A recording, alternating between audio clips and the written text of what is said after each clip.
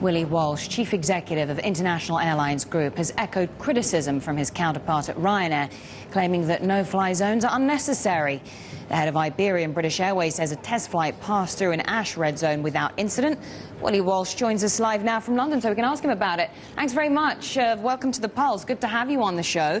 So just want to go over some of those comments that BA's been making, that its test flight last night revealed no ash in the red zone itself. I know that you've made an application to extend flights as a result.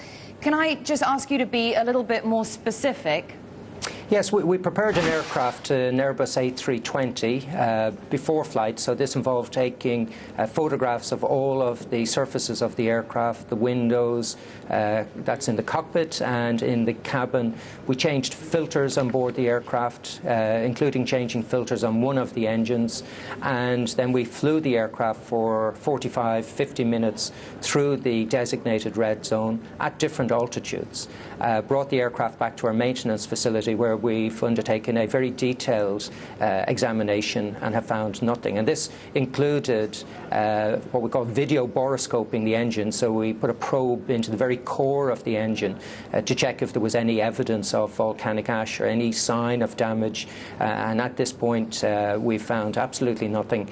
We will send the filters for a laboratory examination, and we will also send the flight data recorder for analysis to see if it recorded any changes in the engine parameters that the crew did not observe, because they did not observe any changes to engine parameters. But we'll see if the flight data recorder recorded anything.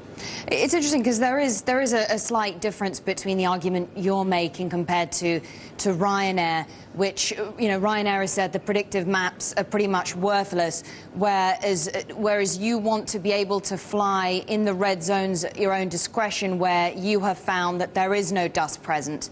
Is that your plan? I don't think our approach is really any different. Maybe the style adopted by Michael is different to mine, but I will not be critical of him, because I genuinely believe that his approach is almost identical to what we're trying to do. What we're arguing is that there are multiple sources of data. The regulator is using one data source to determine where it is safe or unsafe to fly.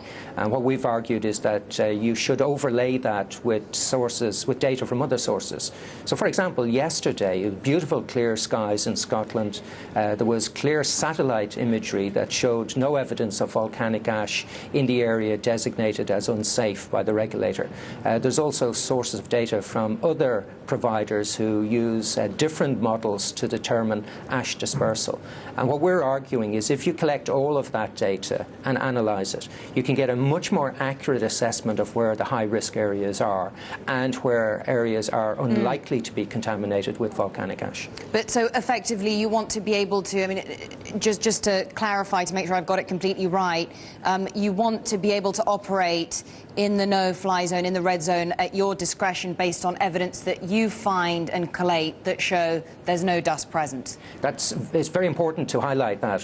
What we're saying is we want to fly in areas where volcanic ash does not exist. These decisions are being taken based on a predictive model, which says that at some time in a 6-hour period, at some point within that red zone, volcanic ash may exist. And we think you can go to a much more detailed level of analysis to determine where it is safe and not. Our ultimate objective is to ensure that we can continue to safely operate our aircraft. I mean, if we look at what's happening with the ash cloud right now, it sort of looks like it's blowing off to Germany. So why are you so concerned about this right now? What are your, you know, what are the reasons behind these comments that we're seeing? I don't know if you can hear me, but I'm afraid I've lost sound from your studio. Yes, Mr. Willie Walsh, can you hear me? I can hear you now. Excellent. Yes. No, I mean, are you worried that we may be in for a sustained period of eruptions? I can't predict what the volcano will do. What I can tell you is that we're working with the regulators to ensure that if we see further volcanic activity, that we can continue to operate where it is safe to operate, and only operate when and where it is safe to do so. We're hearing the government and authorities saying, listen, the systems are more robust. We're in a much better position to deal with the ash cloud than we were last year. Lessons have been learnt. What do you make of that? I mean, it stands to reason that airlines are going to be more critical because, you guys are the ones losing money from all of this at a time when you're dealing with other pressures like high fuel costs. Our focus is very much on safety. Okay. And it is important to demonstrate the levels of volcanic ash that we're talking about. I don't know if you can clearly see this, but this contains 4 grams of volcanic ash. This is from the volcano that closed Europe last year. The levels of concentration that we're talking about is 1,000 the size of the volcanic ash in this container. So we are talking about tiny levels of volcanic ash, and we have clear evidence to demonstrate that at these levels the operation of aircraft continues to be absolutely safe.